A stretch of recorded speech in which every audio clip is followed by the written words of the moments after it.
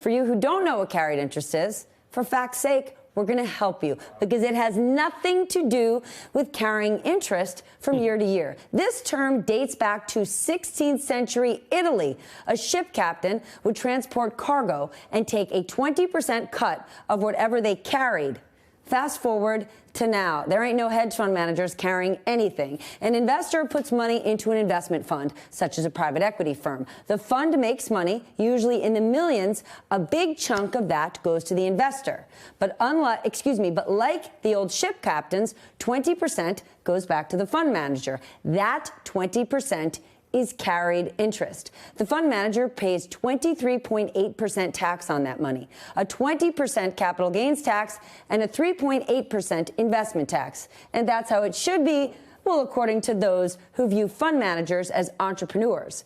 The idea is that entrepreneurs should reap rewards from selling something they built. But others argue for closing the loophole, saying that 20% is without a doubt income. In that case, the money would be taxed at a combined 43.4% rate. The reasoning behind that, these managers tend to be extremely wealthy, and paying that 23.8% means their taxes are significantly lower than people making 40 grand a year. They're usually based on how well the fund performs. So closing the loophole would make these wealthy managers pay 43.4% in taxes, on par with the top income bracket. And we should point out, those who are saying close it are not saying these guys make so much money, they shouldn't get it. It simply doesn't make sense.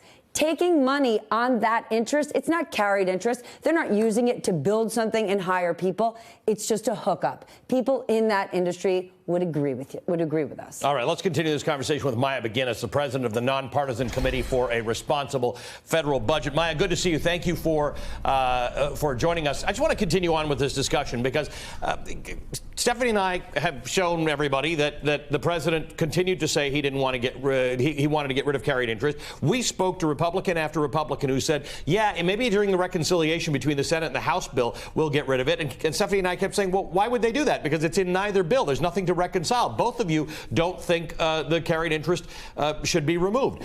Why do things like this survive what is supposedly the greatest tax reform in a generation? Yeah, and this is a particularly good example of it because this is one tax break that so many people on both sides of the aisle say just doesn't make sense. It doesn't make sense in terms of what it actually is. Your explanation was really good of it. And it doesn't make sense from a distributional point of view that this would be something, a loophole that could be closed that would help symbolically as well as really sort of some of the distributional effects of the tax bill. What we've seen throughout this process is very few tax breaks have been gotten rid of.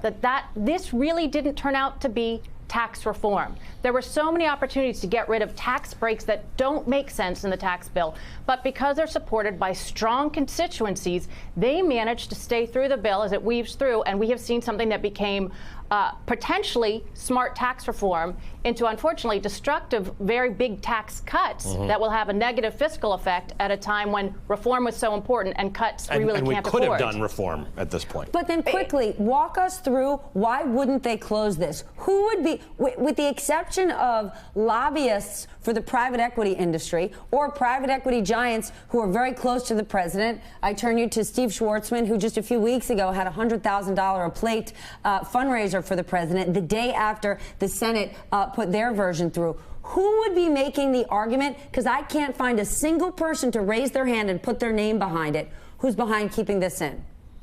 Yeah, I have to agree with you on that one. I have not heard a single person, including a lot of people who are in the industry, say that this really makes sense. There is some nuance and maybe some parts of the benefit, which are more like investment income than wages, would be taxed slightly differently. But really, overall, nobody would say that this is a sensible policy. And unfortunately, I think this is why people don't trust kind of the lobbying, the behind the scenes, not having the important hearing process and doing big legislation, because things like this manage to stay in. And we don't know who owns this. We don't know who wanted to keep this in the bill. And again, I would broaden it out to that we have $1.6 trillion in tax breaks a year.